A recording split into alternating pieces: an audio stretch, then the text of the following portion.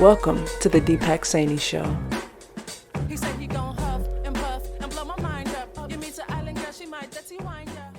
Welcome to the Deepak Saini Show. I'd like to thank Jxxiii for the intro music. You can find a link to her music in the show description. My guest today is Britt. Britt is an award-winning author of 15 best-selling books and 10 first international bestsellers. Some of his many titles include Rings of Truth, Unleashing Your Authentic Power, The Power of Letting Go, and Cracking the Rich Code series. He's an internationally recognized business and life strategist who's highly sought after as a keynote speaker. He was recently named as one of the world's top 50 speakers and top 20 success coaches. That's why I want him on the podcast, folks, for you to learn some things here. In the past 44 years, Jim has presented seminars throughout the world sharing success strategies and life-enhancing realizations with over 5,000 audiences, totaling close to 2 million people from all walks of life.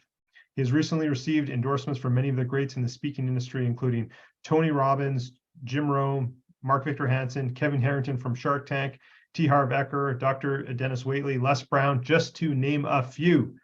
Jim, thank you for being on the show today. Hey, my pleasure, Deepak. Great to have you. Awesome. I like to start off with, when people, are growing up and they're going to, high school and maybe into college, and they have like, I'm going to be a doctor, I'm going to be a fireman, or whatever the case may be, the kind of traditional things we think of, speaker, author, usually, maybe a writer, maybe sometimes, but definitely not speakers, not like up there. So I always like to ask, how did you fall into this? How did this transpire for you? Well, it's interesting when you talk about high school and college. I never made it through either one of those. I dropped out of high school in the 10th grade. And somebody asked me once if I had it to do over again, would I do the same thing? And I said, no, I'd drop out in the 8th grade. Yeah, love that. Pretty much done with school. I kind of enjoyed it up till the 8th grade, but after that, I was, I probably skipped more school than I attended. So didn't have much direction. I had a great family, loving family, but we were raised pretty poor. And so my first job actually was picking cotton. And I knew that wasn't going to take me anywhere, but I learned how to work hard for sure.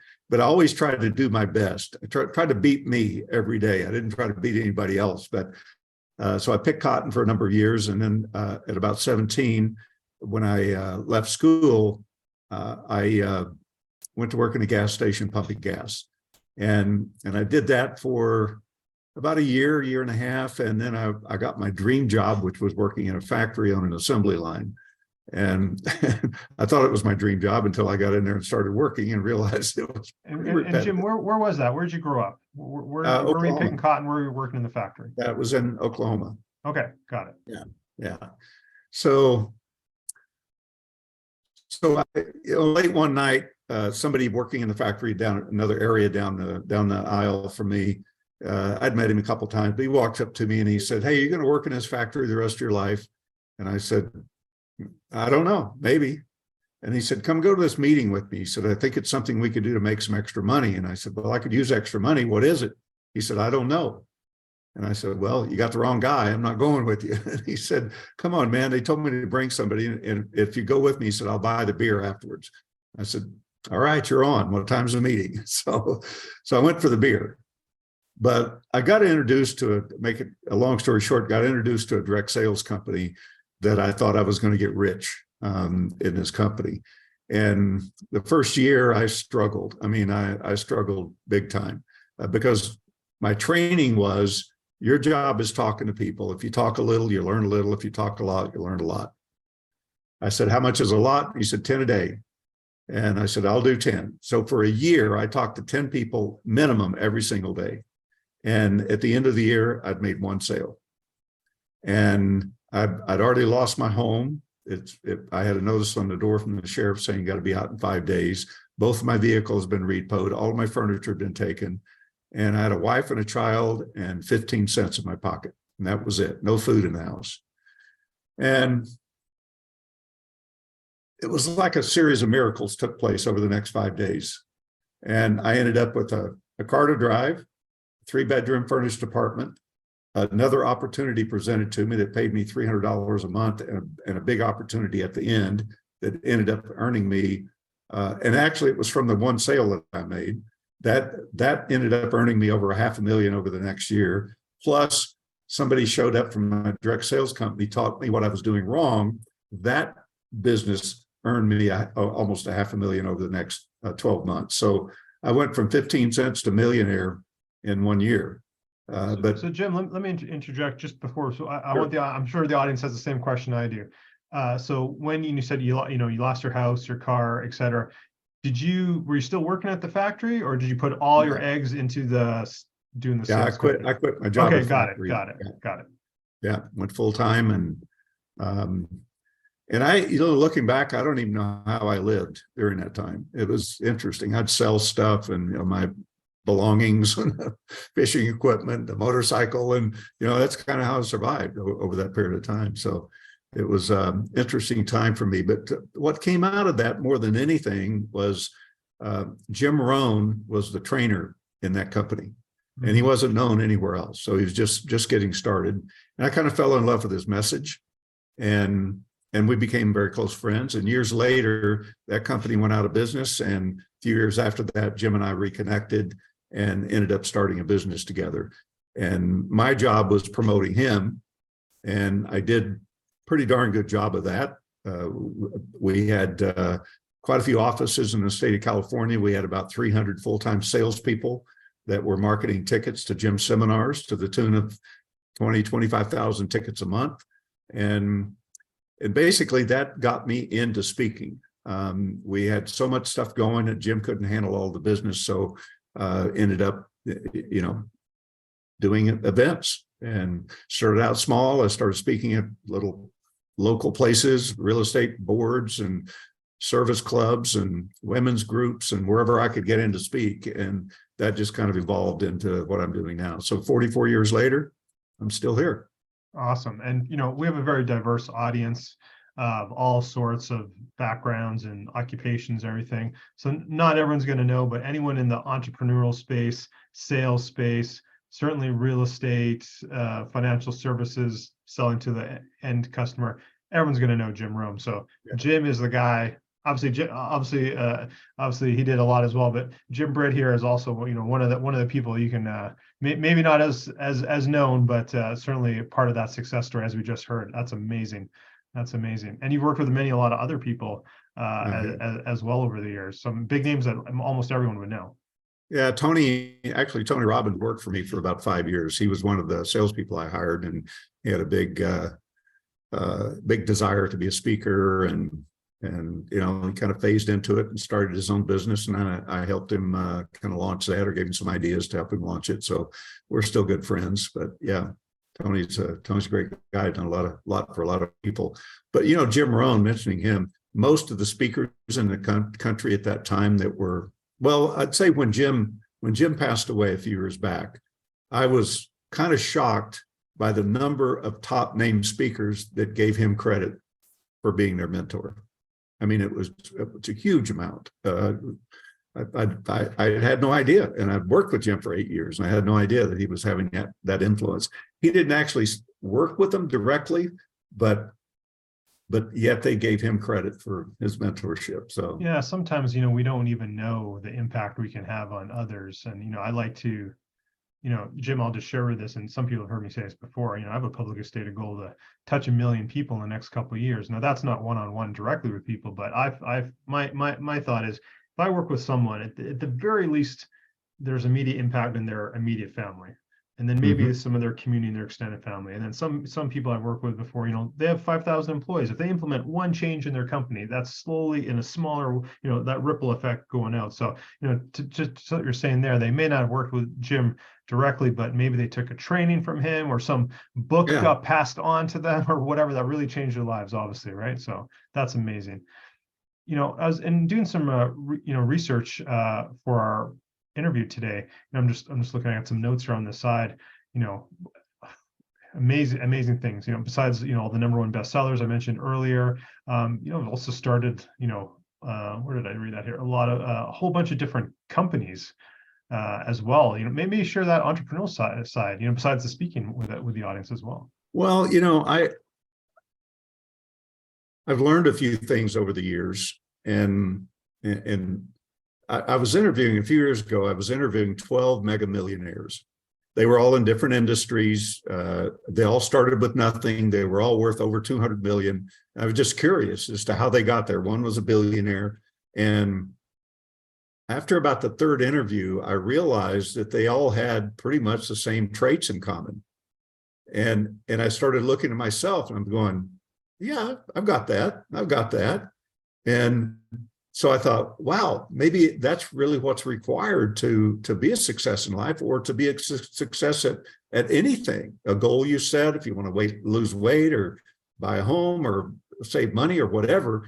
I think there's about 6 different traits that are critical, and they're simple. They're not complicated. Are you going to share with us? I will. Number one, which is really simple, but yet it's not enough, and that's a desire to have more in your life, to change something in your life. And I think everybody has that desire. I mean, if you took a poll of 1,000 people and asked them if they wanted to make more money, you'd probably get 1,000 people tell you yes. Even the ones that are making mega millions, they're still looking to do better and better. Sure. So desire is not enough. You've got to take that desire to the next step. And the next step is decision making. And so many people, if you look at decision like a complete circle, most people make their decisions, especially in the entrepreneurial field, with a little opening in that circle. And that's their escape route. Like going back to what they did before, or what have you. Right? Yeah, that's their excuse. That's why it didn't work, or just in case it doesn't work, then I've got an out. But you can't do that. You've got to close that circle. You got to make a firm decision that doesn't allow for anything less. And let's just take so many people, they want to be a millionaire. So let's take that for an example. And I asked somebody, I said, which comes first? Feeling like a millionaire or becoming one to feel like one? And most people would answer, becoming one, then I'll feel like a millionaire. It's the opposite. It's the other way around. You've got to make that decision that this is what I'm going to do, nothing less than this will do. You see, that's what I did in that direct sales company. I made that decision. I was going to get wealthy in that company. I didn't know how. I just knew I was, and I wouldn't quit. I stood at the kitchen window that day with 15 cents in my pocket. I'm going, what am I going to do? And I thought, should I go back to the factory? They'll hire me back. And I thought, no, I can't go back. And finally I go, no, I don't care. I'm going to make this business work. And I really do believe that that's why everything came together for me in the next 5 days, because I wouldn't quit. Now, there's times when you look at something and it just flat doesn't work, and you got to move on instead of hanging on to that. But the vehicle to get there may change. So if you look at which is the most important out of 100%, the decision or the vehicle to get where you want to go. And most people there would say probably 50-50. No, it's 100% decision, 0% vehicle. Until the decision is made, now it's 100% vehicle. Because you're going to recognize that very vehicle good point. to take Yeah, you there. absolutely. So decision making determines how you show up. When you have a firm decision, you've created a mindset, and that determines how you show up to the world. And it also determines how the world will show up to support you. Because if you're wishy-washy about something, I'm going to give this a try, people aren't going to support that. So decision making is so important. The third thing, absolutely, Jim, can I interject before you go to the third thing? I didn't mean to interrupt. Sure. So, I was nice parallel with this show, this podcast, right? I hemmed and hawed for 4 years, and I talked to people. You want to be a co-host with me, and we can do it, and sort of thing. And it didn't seem right, and blah blah blah. And then finally, I got a kick in the butt from my mentor and my coach, and he's like, "You're going to do 100 episodes before you can even think about quitting." I was like, "Well, if I do 100, I probably won't quit." He's, "Well, there you go." So I'm on my way. So yeah, I just want to interject that. I had the same thing when I was my first book. I had people saying, "Man, you got to write a book. You got to get your story into a book." And I'm going, yeah, I'm going to do that. I'm going to do that. But I never decided because I didn't think I could write. English was my worst subject. I still don't know maybe a difference between a noun and a preposition or whatever. It's I got a good editor though. So I was good in math. That's it. English is one of my worst too. But I'll never forget when I made the decision. Then I thought, okay, how do I write my story? I thought I got to hire somebody to help me. So I couldn't even type. I'd never been on a computer or typewriter or anything. And so I hired this woman, and she typed while I talked. And then we edited back and forth. Yeah. And the book came out magical. And by the time I finished, I thought, heck, I can write a book. And 15 books later, I'm still writing. I'm on number 16 now. Absolutely. And looking back at it, I was like, I can't even believe I did that. Okay, I'm going to come back to what number 16 is later, but I want you to continue. So number 3 we were on.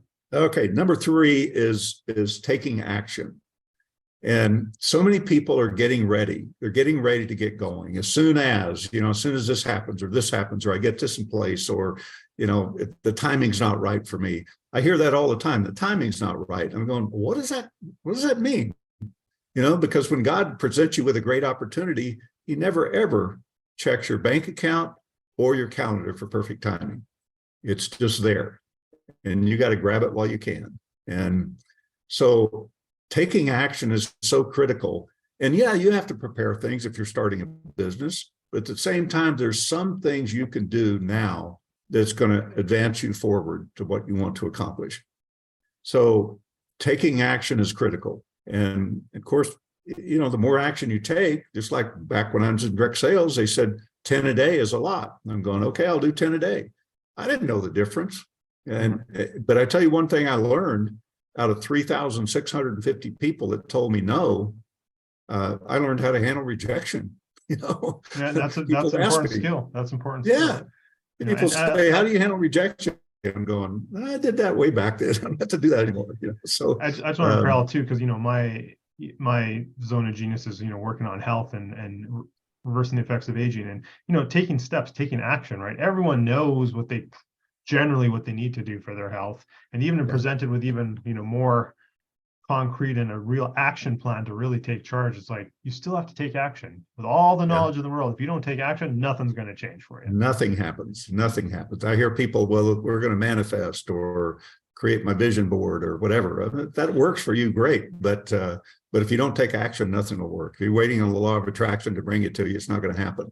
Because I don't believe that it works the way that law of attraction says it works. I think you become attractive because of the decision you've made and the firmness of that, and your view of the world changes. You start seeing things differently. And even doing that vision board or doing affirmations, that is an action, right? That's going to lead to other actions. So make sure it's not an action though that's just busyness. No, that's true. That's a good point. Absolutely. Yeah. And then when you take action, you're going to come face to face with some pain. You're going to come face to face with your own comfort zone, and it's critical to know that because if you go out there, when I started, man, it was hard. In front of groups, it was difficult. I was scared to death, but yet I had enough courage to say, no, I'm going to do this. I'm going to do that. I just kept saying, this is what I'm going to do for the rest of my life. But you run into discomfort. And I'm saying, if you want to go from where you are to where you want to be, personally, financially, or anything you want to accomplish in your life, you're going to come face to face with some pain. And you've got to be able to endure that pain. But most people weigh it out. They weigh out taking care of their health versus watching TV and eating potato chips. And they weigh them out. They go, oh man, I got to exercise. I got to do this. I got to start eating right. I eat more vegetables, and I got to do. And this is a whole lot easier over here. I'll stick on this side. I don't think that people consciously do that. They do weigh out the pain of changing.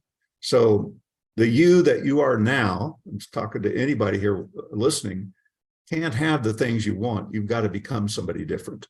Every life level, every income level requires a different you, and a different you requires some pain of changing.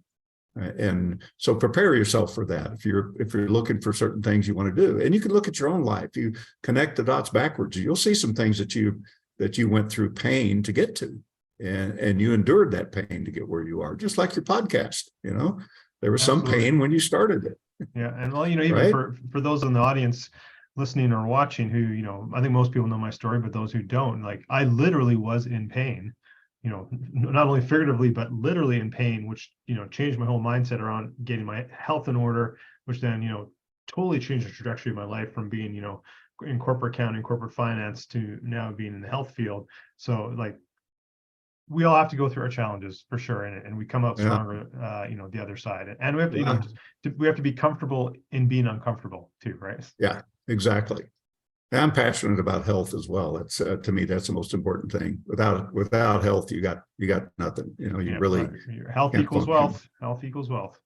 Yeah. So, and then the next thing, the next trait, I was asked in front of a group. I was on a panel one day, and somebody asked from the audience, "What's the one thing that you've learned that's been the most beneficial to you over and above anything else?" And I said, without any hesitation, the ability to let go. Because when you look at where we spend our energy, I would venture to say that most people spend at least 75, 80% of their time focused on what they don't want, not what they do want. They're focused on what they don't have, not what they do want to create. And I'd say you could eliminate 99% of stress just by not trying to control things beyond your control. Because we can talk about other people, or look what that person did, or where does that get you? It's burning up energy, it's burning up creative energy, it's burning up your physical energy, it's taking up space. And so if you want to succeed at anything, you've got to take up space in the right place, wherever it is you want to go. So every action you take, once you've decided, every action you take is going to move you toward what you want or away from it. Success in anything is that simple. You want to lose weight? Look at what you put into your body and ask yourself every time you put a spoon up there, it's not the spoon that caused you to gain weight. And it's what's up here. You pick it up to take a bite, have to ask yourself, is this feeding health or feeding disease? Is this helping me or not helping me? And it's one or the other. There's no gray area. It's all black and white. So that's so critical, of that power of being able to disconnect and let go. And people say, well, isn't that just letting people walk on you? No, it's actually the opposite. It's low attachment and high detachment. Detach from things instead of trying to control things over which you have no control. Yeah, I would 100% agree with that. And you certainly work with people who that's probably their biggest thing, is to get over the stories they're telling themselves about whatever it might be. It could be something with their mother or mother-in-law or somebody else who wronged them, and they're holding these, I don't want to use the word trauma, that's maybe a little bit strong, but it could be trauma. And then it's affecting every other aspect of life, and they wonder why they're 200 pounds overweight or whatever. And it's like, really, if that's the underlying issue, actually. So yeah, and to your point earlier, just a few minutes ago, we literally make, as humans, hundreds, if not thousands, of decisions a day. And if you're burning that cognitive, think of your daily bank account of cognition, right? If you're draining it all on like thinking about somebody, was that a slight, that comment, and blah blah blah, and everything, it's like, how can you be creative? How can you move your life and your business or your health forward if you're always using all that energy on that? So I love that you brought that up. And the reason we do that too is that, and nobody's really immune to it 100%, because we catch ourselves maybe and we stop quicker. But we, over time, as a child, when you come into this world and as you become more conscious in 1 or 2 or 3 years, your natural state is happy. You just want to be happy. You want to be joyful. And anything that interferes with that, whether it's a parent fighting or, whatever it might be, that brings you down, you learn to suppress it. You don't even know you're doing it. You know, if a child hears the parents fighting and their name comes up in the middle of a fight, they run off to their room because they don't want to hear that, turn on the stereo to get themselves back into a state of happiness. And as they work on into their teenage years, they start doing different things, you know, but all of that's programming up to that point. And we all have it. We've been programmed, and those programs become habit patterns.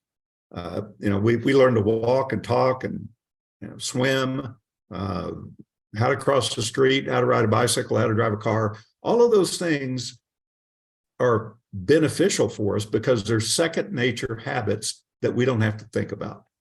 They're just there. I mean, we probably have hundreds of them. How you put your pants on in the morning. If you put your right leg in first or left leg, I guarantee you do it the same every single time. How you brush your teeth, things like that. Which sock goes on first? You know? Yeah, those are really beneficial. But then you look at the other side of it is that the negative ones, we push those things down and we get really good at suppressing. And as we become an adult, it's more like repression, which is an automatic response to depress it. And, you know, you wake up in the morning and you're feeling depressed and you don't even know why. It's because all of that stuff's coming up. And what happens is we develop a core belief about ourselves. We may believe that, you know, that we're good at violin or whatever, you know, we may believe certain things that we're good at, but we have a core belief that most often holds us back. And everybody has it. And the problem is that it's a blind spot. We don't know we have it. That's the biggest problem. So we act upon all of the stuff that's been suppressed, and until we understand how to define what that is that belief system is, and how to take the emotional attachment off of it, so it becomes more like a file on your hard drive versus in your face every day. That's really what I work on anyway with people is those two things. It's helping them discover that, because otherwise it's always there. They realize they have the problem. You know, maybe they're in their fifth abusive relationship or something, and they promised themselves at number 3 and number 4 that they'd never do it again. They're going to continue doing it until they realize that they have to somehow detach from that and let go of the emotional charge of whatever caused them, which is usually the need for approval or acceptance in some way, to cause them to want to get into abusive relationship in the first place. So you're always looking for that thing, that core belief. You know, why does somebody go around with 200 pounds overweight? They've got something they're hanging on to that's causing them to hang on to the weight, because the weight doesn't hang on to you, you hang on to it. Absolutely. You know, for some protection. Yeah, no, absolutely. Jimmy brought up an interesting point there. So let me ask you this question then. I think it's important. I'd love to hear your take on it. Is, you know, you also have to be receptive to having someone point that out. You said, you know, it's like a blind spot. We have this blind spot, but, you know, people might, you know, maybe it's our spouse, maybe it's a really good friend, maybe it's our coach or mentor, and they point it out. But you also have to be receptive to open and to be opening to hearing that from someone else and accepting that. So I'd love to hear your take on that as well.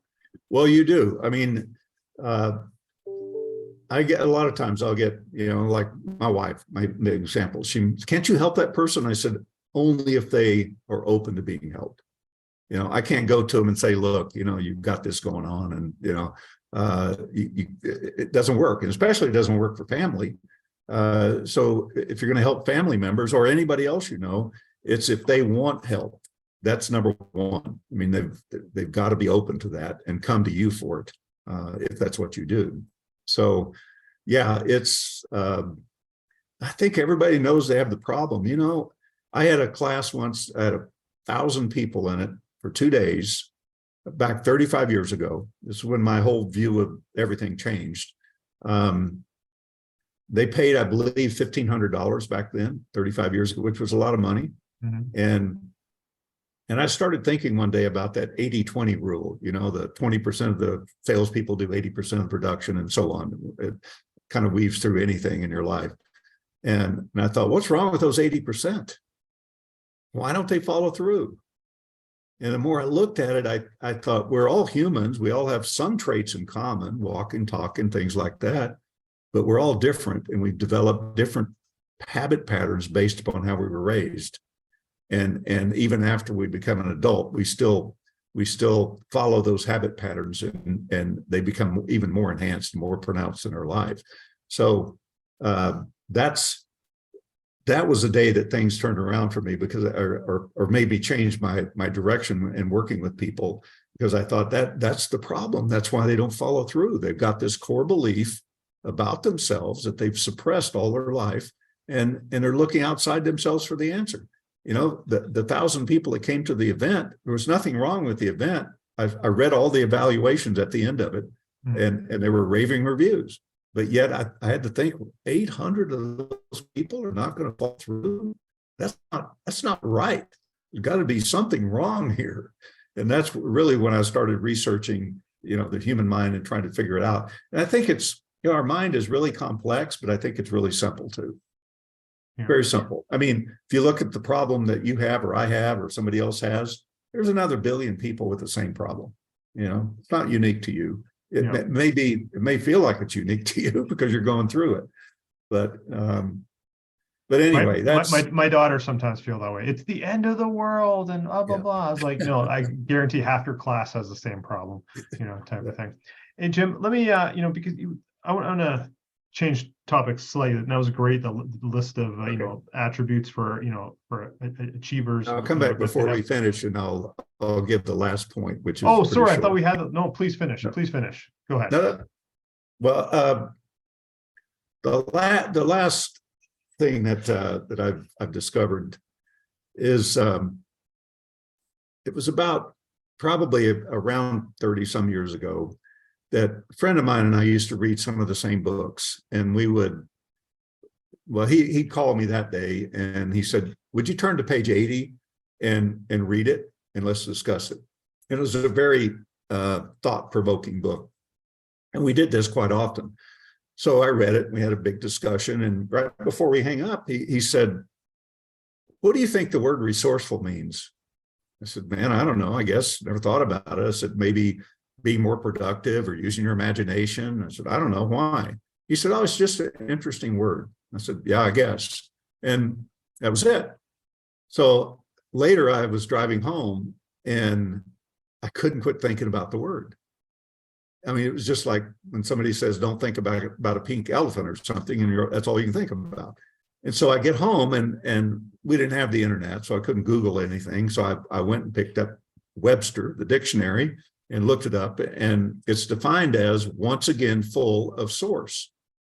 I thought, that's interesting, depending on what you think source is. So once again, full of source. So I looked up the keyword source, and it was defined as where all things originate, not some things, but all things. And I thought, wow, that could be powerful depending on what you think source is. And so I kept looking for another definition of source, and I looked for a year and a half. I was almost obsessed with it. And every time I'd go in a bookstore, I'd ask them, they have a book on origin of words or different dictionaries than I'd seen before, and never found anything. And I was in England, a small little village there, and walking down the sidewalk one day, and I look up and I see a sign on the back door of the building, and it said antique books. I'm going, well, I love old books. So I open the door, go in. The first book I see is a dictionary about a foot thick, and it was all tattered. I don't know when it was published. I wish I'd looked. And it had a sign that said, do not open. And I thought that meant for people in the UK, not me. But I was prepared to buy it if I tore it up. So I opened it and carefully and looked up the word source. And it had some of the same things I'd seen before. And suddenly one popped off the page. I mean, just jumped out. It said source, love. I thought, wow, once again, full of love. And I thought, all things originate in love. I thought, well, how do you apply that to your life, to your business? And then more I thought about it, I thought, well, when you have something that you're going to do, or you're going to write a book, or you're going to create a new project, you fall in love with it. Mm-hmm. You literally fall in love with it. And that's what creates the passion to keep you moving forward. But over time, maybe certain things happen and you start to disconnect and you kind of fall out of love with it. So your only other option, you hear, or you've probably heard it said that there's only two emotions that we experience, either love or fear. Then I thought, well, wait a minute, there's a flaw in this. I thought, if all things originate in love, where does fear come from? And the more I thought about that over the next 10 minutes or so, I thought, oh, I got it. We fall in love with fear. We create it. It's a made-up story. All fear is made up. It's not real.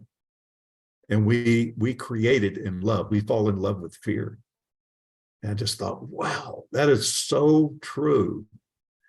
Because all fears are made up. Somebody challenged me on that one day and said, well, what if an animal, a lion or a bear or something is chasing you through the woods?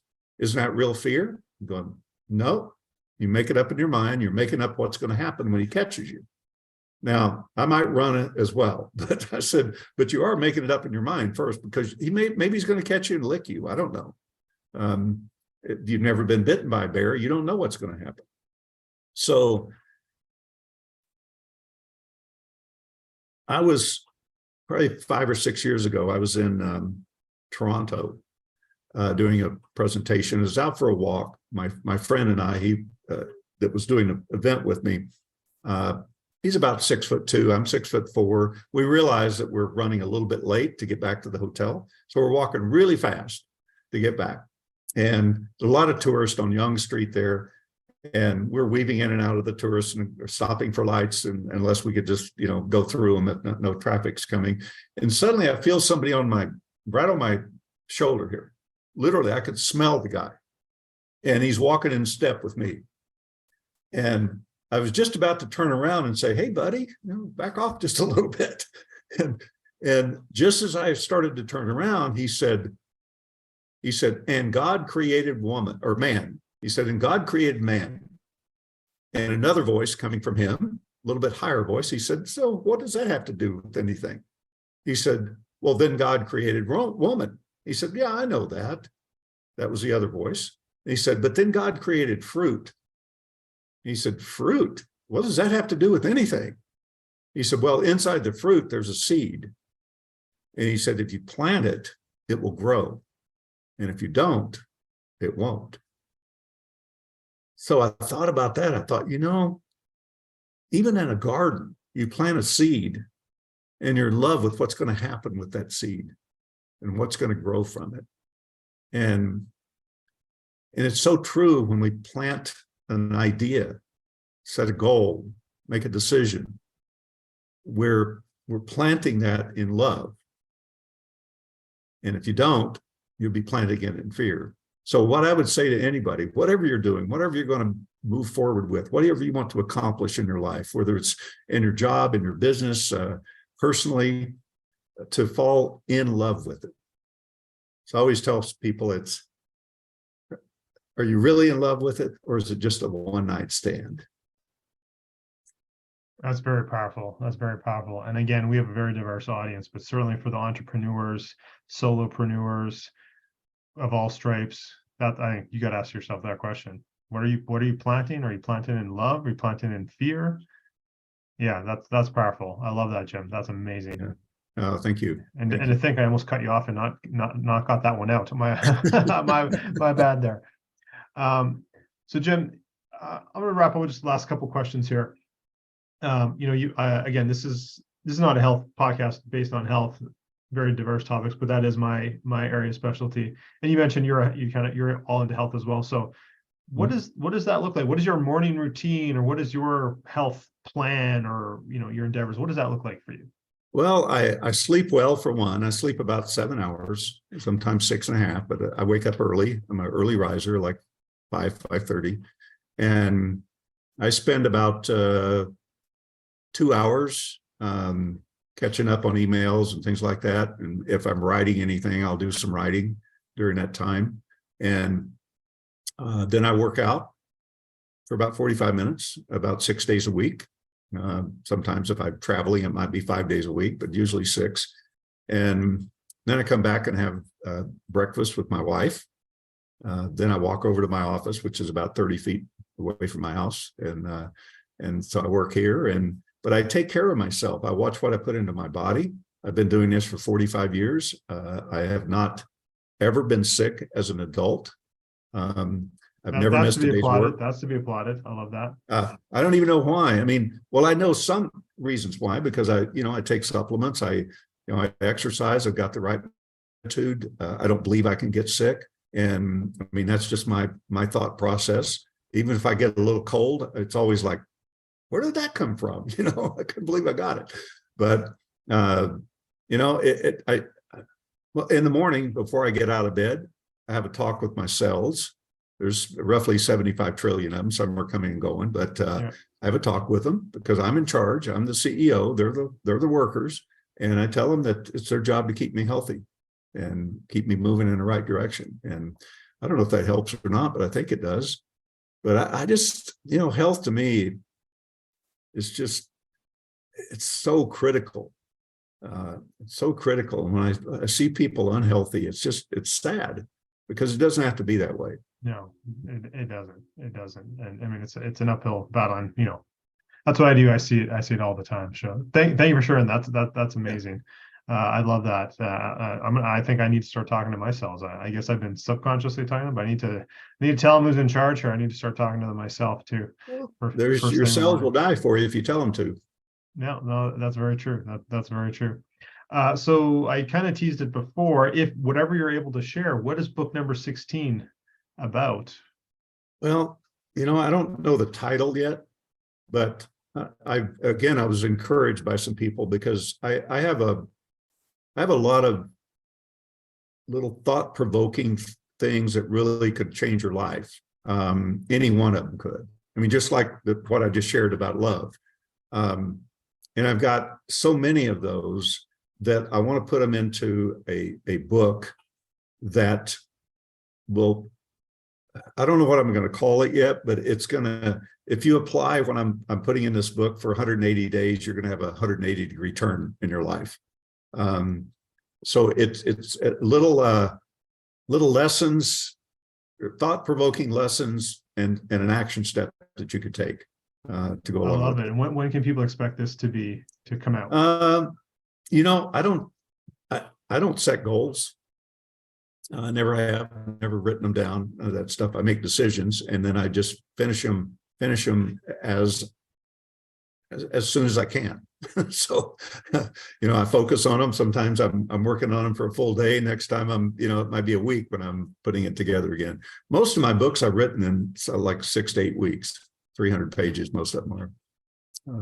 But this one, I'm taking a little time with it because I really wanted to have a lot of really empowering, thought-provoking actions that they could take. I love it. I love those kind of books too, where you can take action. So, Jim, I'll just throw it out there now. Totally up to you, but I'd love to do a round 2 when the book comes out or after it comes out. We can do a review on it, and it'll, help promote it. So if you're game for that, I'll just plant that seed of love right now to maybe do a round 2 at one point. As we just wrap up here, is there any? And you've already shared so many golden nuggets with so much wisdom with the audience, with myself and the audience. If there's one last thing you'd like to share with the audience, a little nugget or piece of wisdom, what would you like to leave the audience with? Life is short. And the older you get, the more you realize that. And death is certain. Success is not. Whatever it is, whatever success means to the person. So I would really encourage people to really stop and look at your life and take a look at the last 5 years. Have you truly made progress with where you want to be in your life? Or has it been each year repeated the same year before? Have you truly made progress? And if not, why not? What do you need to change about yourself to have what you want in your life? Whether it's more leisure time or more money or better family or better health or whatever it is, that's up to the individual. So, and then once you decide, as I said a little bit before, every action you take from that point forward is going to move you toward it or away from it. And success at anything is really that simple. I love it. Thank you for sharing that, Jim. Thank you for being on the show today. I really appreciate your time, and it's gonna magical. Totally, I love all the steps, everything you shared there. Thank you. We're gonna have all links for you in the show notes and where people can find you, and links to the books and everything like that. So I just want to throw it back to J23, who's going to guide us out with some music. Thanks for listening to the Deepak Saini Show, and remember, exceptional results for the exceptional you. Take care. Thanks again, Jim. Yeah. Podcast produced by the Minted Green Company